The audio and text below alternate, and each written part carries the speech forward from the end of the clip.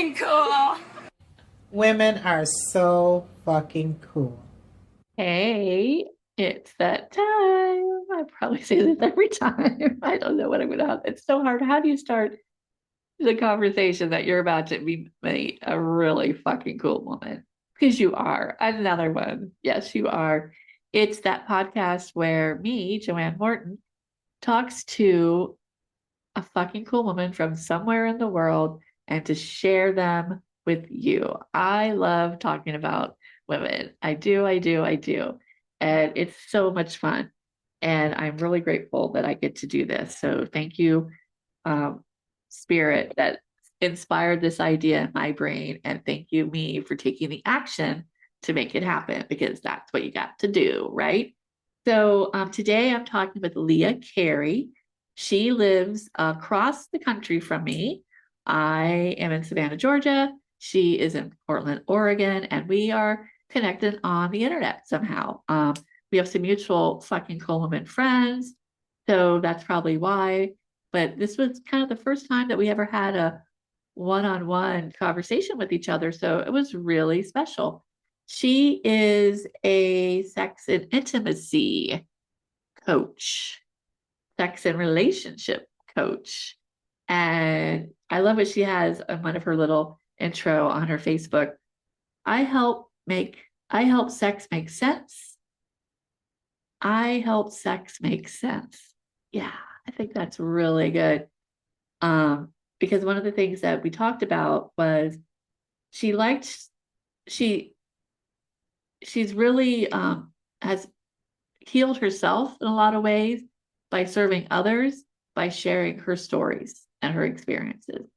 And that's what it's all about in the FCW Society is we share our experiences to help others heal, find the courage, step into their power. And she really recognizes that if you can feel good in all areas of your who you are, including your sexual part, it's a lot easier to claim your fucking coolness. And there's power in that. And so we don't want to shy away from it. We want to claim it. Yeah. And you have it inside of you. So I'm um, really pleased that we had a chance to talk and she had some really great insight that I think you're going to be just like, yeah, you're fucking cool. And if you want to get in touch with Leah, all of her information will be below. So, and if you want to stay in touch with the FCW Society, follow us on Substack, on YouTube, leave a comment, like this podcast, and support us with Patreon. We have $5 memberships and up. So would love to have you support the growing of the Fucking Cool Woman Society podcast. Till next time. So Okay. here I am again. And yet another FCW feels deja vu. And today I'm talking to Leah Carey. So Leah, welcome to Respect, Encourage, and Celebrate the Fucking Cool Woman Society podcast. Yay! Thank you. Um, let's just jump right in. So my friend, tell me, what is an FCW to you? Well, I can tell you about the things that I respect in other women. And I work in the field of sexuality and gender. So my view of woman is a little bit more expansive. I think of it as people who are brought up in little girl bodies, plus trans women, regardless of what their adult gender is. It's a big tent. Um, so the things that I respect in people are knowing who you are, knowing what your capacity is, and then acting on that. So there are a lot of people who, through no fault of their own, are brought up in cultures where they're not allowed to know who they are. Things like purity culture, the church, um, I happened to be brought up in what I now understand was a narcissistic abuse situation. I was not allowed to know who I was. I had to turn myself into the model of who my father wanted me to be. So there are lots of people who grow up in these situations where you don't get to know who you are, except as a reflection of somebody else's view of who you should be.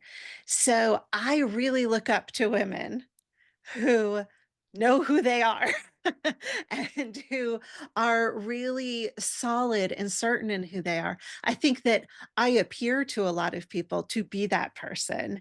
And in fact, on the inside, I am scrambling most days to be like, who the hell am I today? Um, I understand that other people who show up looking like that may also be scrambling on the inside, but I really admire people who show up knowing solidly in their bones who they are. And then the other piece of that is capacity. I think that um, in our culture, we are taught that quitting is not an option and that you have to do everything to the very best, not just the best of your ability, that's given lip service, but like the best. If you're not the best at something, then it's not worth doing. Um, and a lot of us don't have that capacity.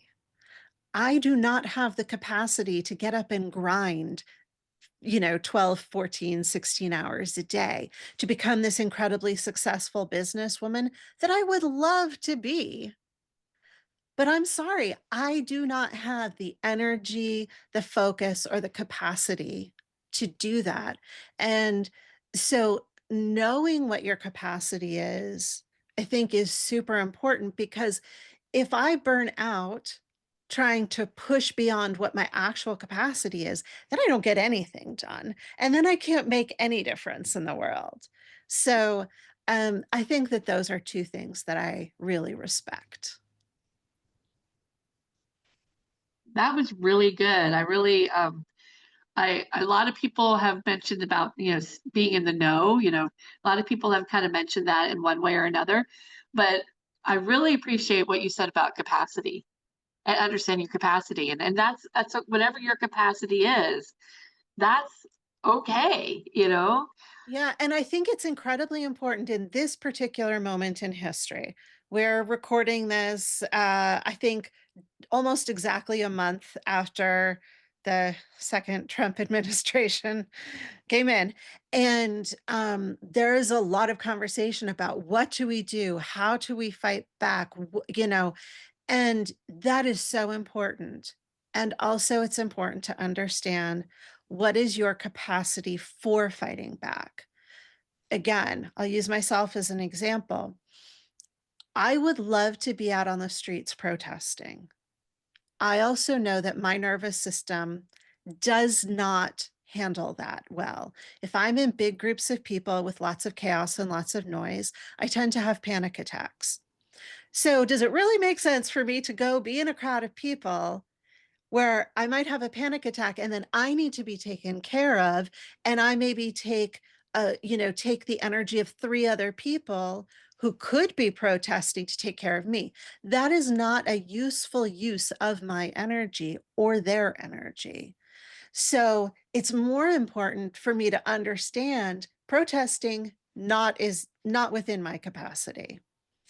But there are other things, calling my officials, writing letters, talking. And I do a lot of talking about one piece of this administration's focus, because as you'll probably hear many people saying, you can't you can't fight everything. They are opening battles on so many fronts, specifically with the goal of overwhelming and exhausting us into inaction. So choose one lane. I've chosen my lane. I talk about that a lot, and that is how I can use my energy most effectively. And trust, that there are a lot of other people with a lot of other interests who are covering all the other lanes. That is another really good insight. We can't do it all. If everyone just does a little bit, a lot can get done. So yes, I feel, disappointed and saddened by so many things, but I'm also hopeful and encouraged to see how we can come together and collaborate and work together. How do you claim your fucking coolness when you're still feeling a little bit of Oh, insecurity or imposter syndrome? That's a simple gotcha. thing. I think the times when I am most able to be really present is when I am serving others. Which, I don't know, there might be some, like, dysfunction in that. I think it's entirely possible, but also it feels good, so I'm gonna go with it. So when I'm working with clients, I'm generally able to put my own shit to the back of my brain, put it on the back burner, and just show up with them. Same thing when I'm on stage speaking or when I'm doing a podcast like this. I can generally show up in my whatever, my most idealized fucking cool self, whatever. I still, I do therapy twice a week because I am really fucked up. And without that, I would be a blithering mess. So I think that that's a big piece of it is show up where you can. For me, that's in service to others, showing up in the best way that I know how, and then also know what your fallback is. So my fallback is therapy and a really great network of amazing people who I feel so loved and supported by. Yeah, that's really well said, really well said, and it goes to that, do the work, we've Yeah. gotta do what we need to do to take care of ourselves and recognize all the levels we have. Um, And yeah, every that's person's work is going to look different. There is no one correct path. no, no matter how much we try to make Yeah. it, no, Yeah. no, yeah. So obviously you've mentioned a couple times you have amazing people in your life. Um, Share with me who are some fucking cool that you know or admire. Mm. Um, So, I mean, there are people in the public sphere like AOC. I am just constantly, every time she shows up on my screen, I feel like I can take a breath because she's speaking truth and sanity, and it makes me feel a little better. Um, it also helps me that she's not sugarcoating how bad things are. She's saying, here's how bad it is, and you can also still do something. So to me, that's a big deal. In my personal life, I can tell you about a group of women who really are very much a reason that I am sitting here today doing the work that I do.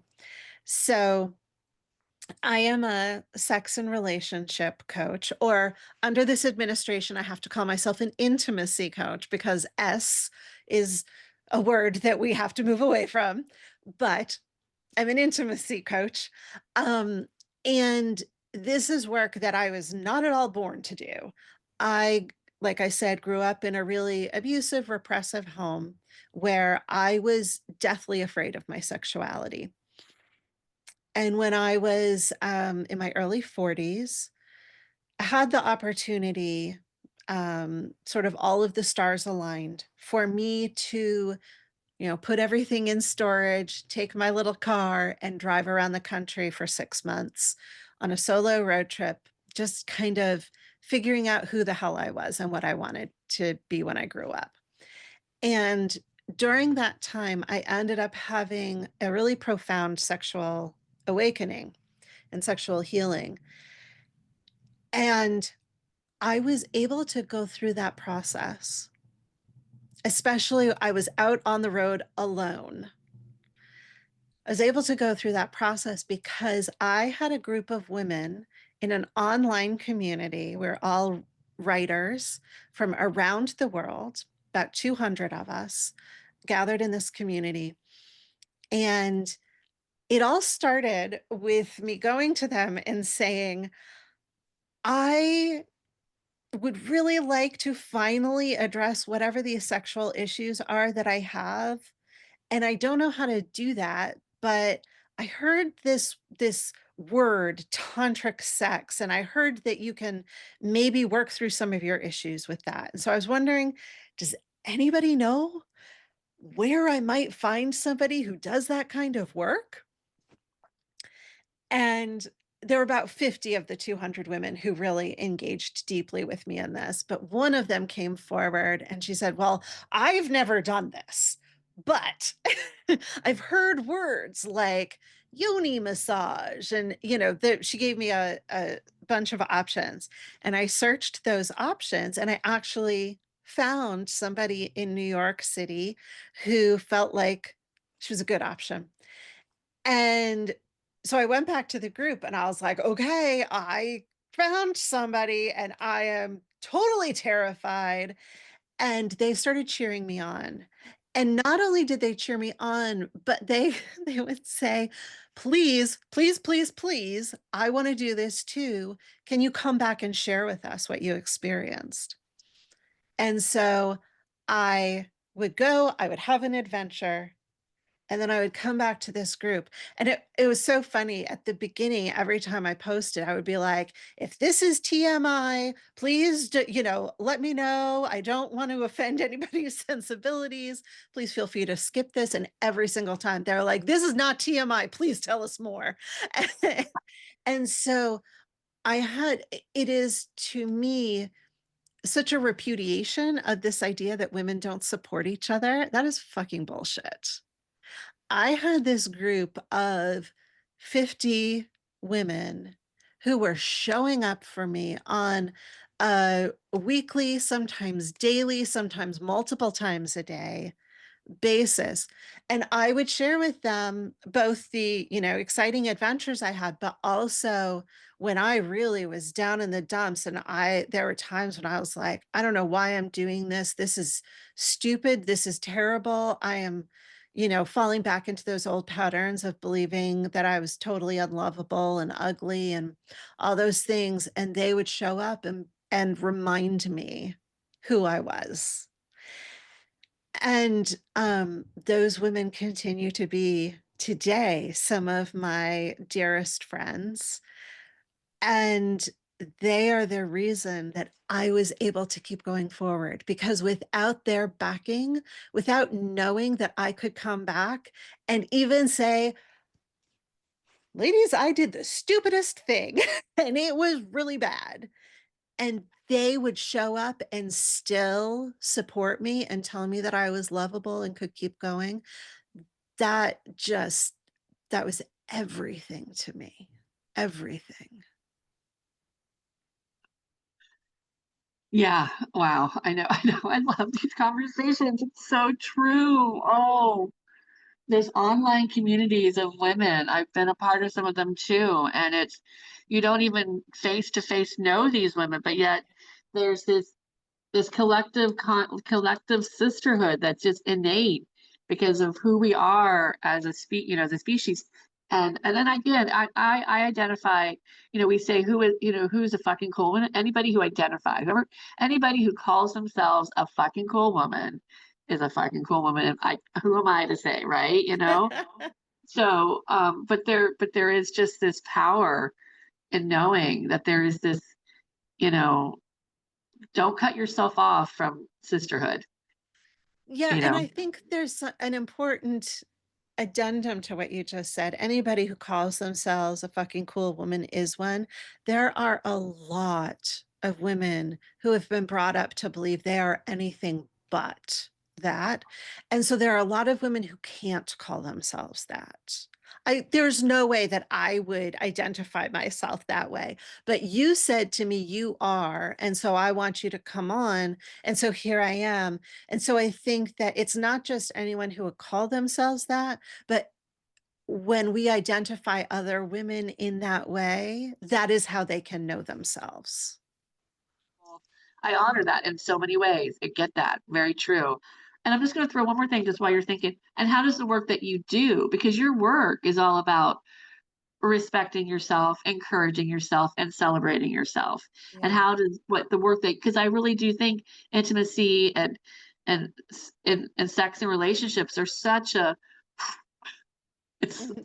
but we That is a, don't yeah, that's a question I can answer yeah, okay, yeah, that's off the okay, top. yeah. Yeah. Okay.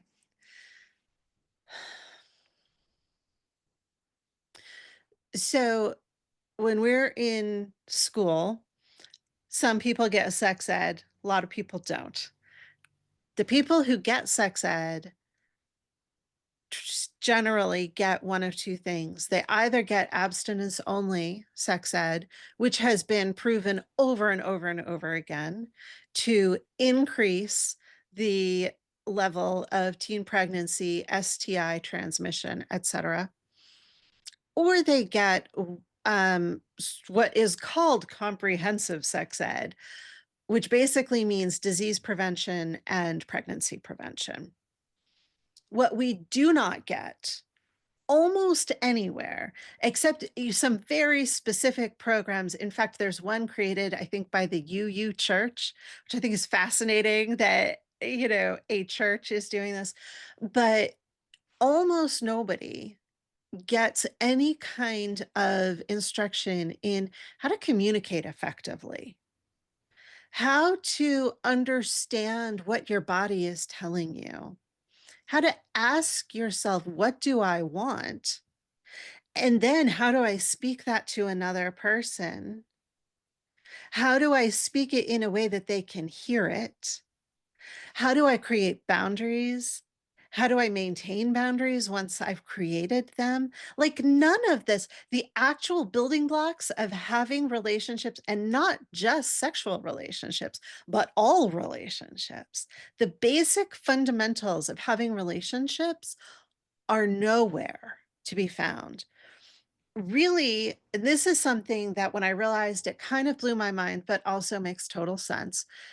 Almost the only place where you get really good communication training is in business and sales.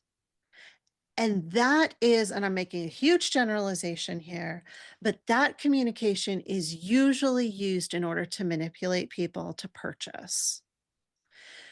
So we're not talking about good give and take communication that allows us to really deeply see each other, to feel deeply seen and heard, to honor boundaries so that we live in a world where when somebody puts up a boundary, people actually think it's rude or they find it offensive.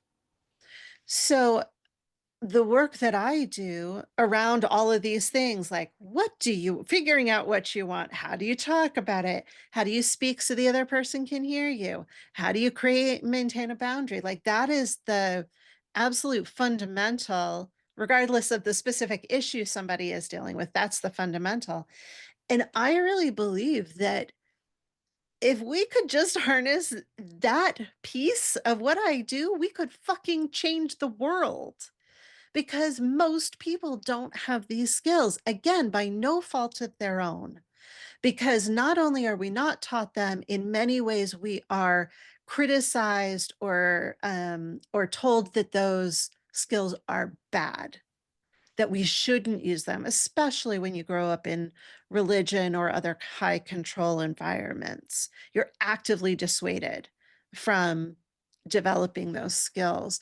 So, I I don't have children. I'm 50 years old. I will not have children. And that was an active choice on my part. But I truly believe that the work that I do can help people who are raising the next generations to raise healthier children who have these skills and hopefully in turn can be the ones who change the world for the better.